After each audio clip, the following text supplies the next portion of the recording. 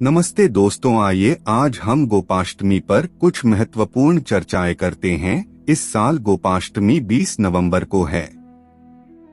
मान्यता के अनुसार इस दिन सर्वप्रथम भगवान कृष्ण ने गायों को चराना आरंभ किया था, इसलिए इस दिन गौ माता के साथ बछड़े की भी पूजा की जाती है। कार्तिक मास में शुक्ल पक्ष की अष्टमी तिथि को गोपाष्टमी का पर्व मनाया जाता है।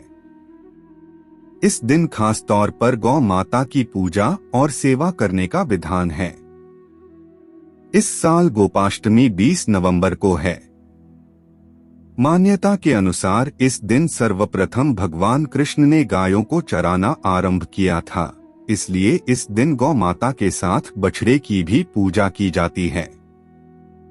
मान्यता है कि यदि गोपाष्टमी के दिन विधि विधान से गाय का पूजन व सेवा की जाए तो देवी देवताओं का आशीर्वाद प्राप्त होता है।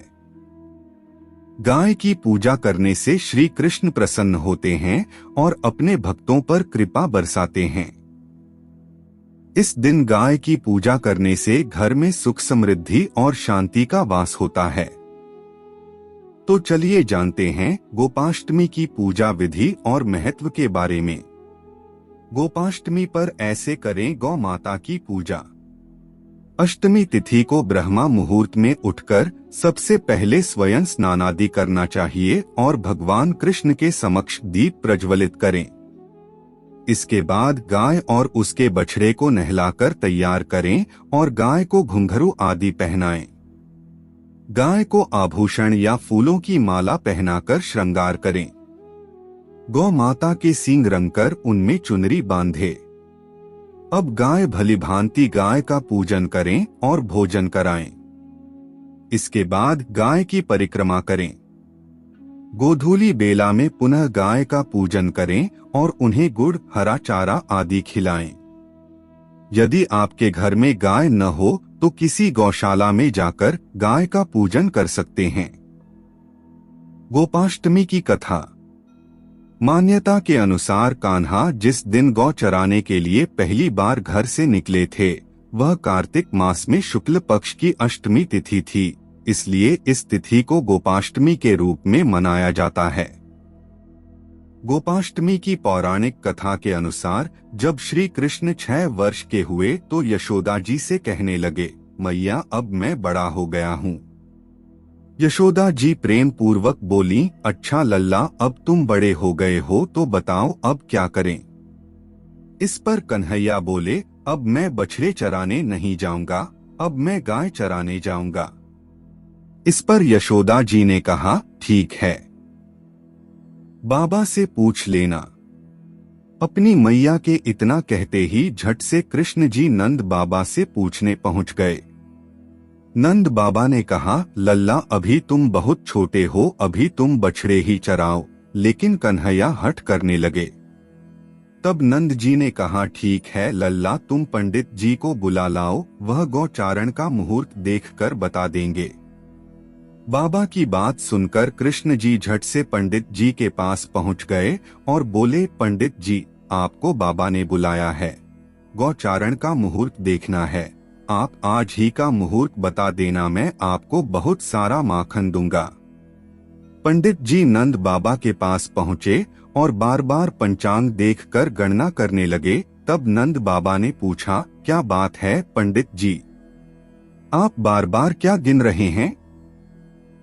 तब पंडित जी ने कहा, क्या बताएं, गौचारण के लिए केवल आज का ही मुहूर्त निकल रहा है, इसके बाद तो 1 वर्ष तक कोई मुहूर्त नहीं है।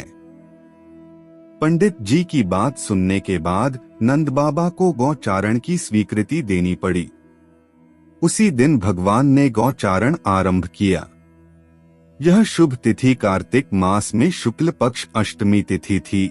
भगवान के द्वारा गौचारण आरंभ करने के कारण यह तिथि गोपाष्टमी कहलाई।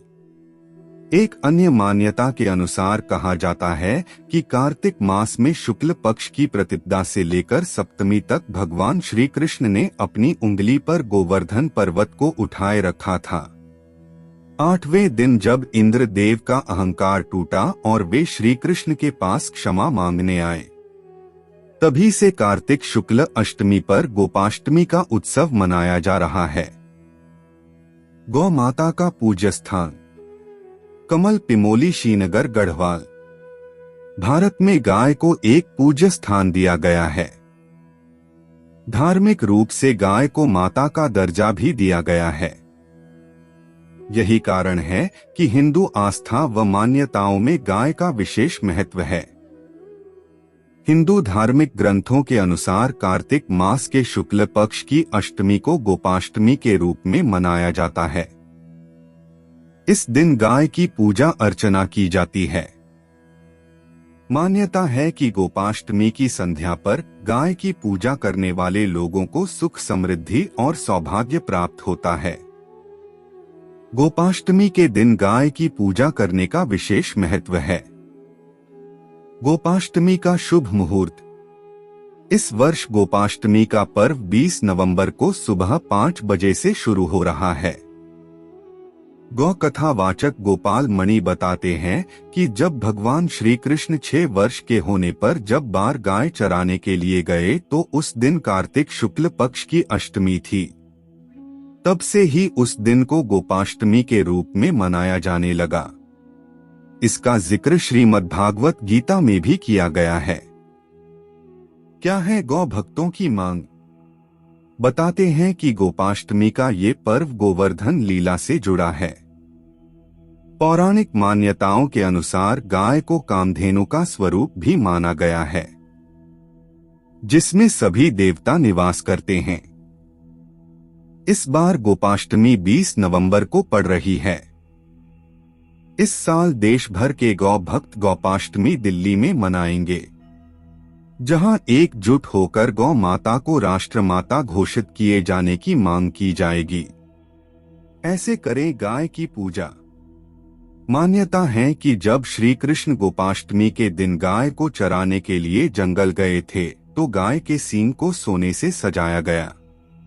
गाय की पीठ पर तांबा लगाया गया। गाय के गले में घंटी व गाय के खुर में चांदी लगाई गई थी। बताते हैं कि इस दिन पंचोपचार समेत 16 प्रकार की सामान्य पूजा अर्चना का विधान है। गोपाल मणि बताते हैं कि गोपाष्टमी के दिन गौ माता को फूल की माला पहनाना व चंदन का तिलक लगाना चाहिए। इसके बाद गाय की पूजा करने के साथ आटा, गुड़ समेत अन्य आहार गाय को देना चाहिए। इस दिन गाय के साथ श्री कृष्ण की पूजा करने का भी विशेष महत्व है। एक मान्यता यह भी, एक अन्य पौराणिक मान्यता के अनुसार कार्तिक शुक्ल प्रतिपदा से लेकर सप्तमी तक भगवान श्री कृष्ण ने अपनी उंगली पर गोवर्धन पर्वत को उठाए रखा था। 8वें दिन जब इंद्रदेव का अहंकार टूटा और वे श्री कृष्ण के पास क्षमा मांगने आए, तभी से कार्तिक शुक्ल अष्टमी को गोपाष्टमी का उत्सव मनाया जा रहा है। वीडियो अच्छा लगा हो तो वीडियो को लाइक करें, शेयर करें और चैनल को सब्सक्राइब कर कमेंट बॉक्स में जय गौ माता जरूर लिखें।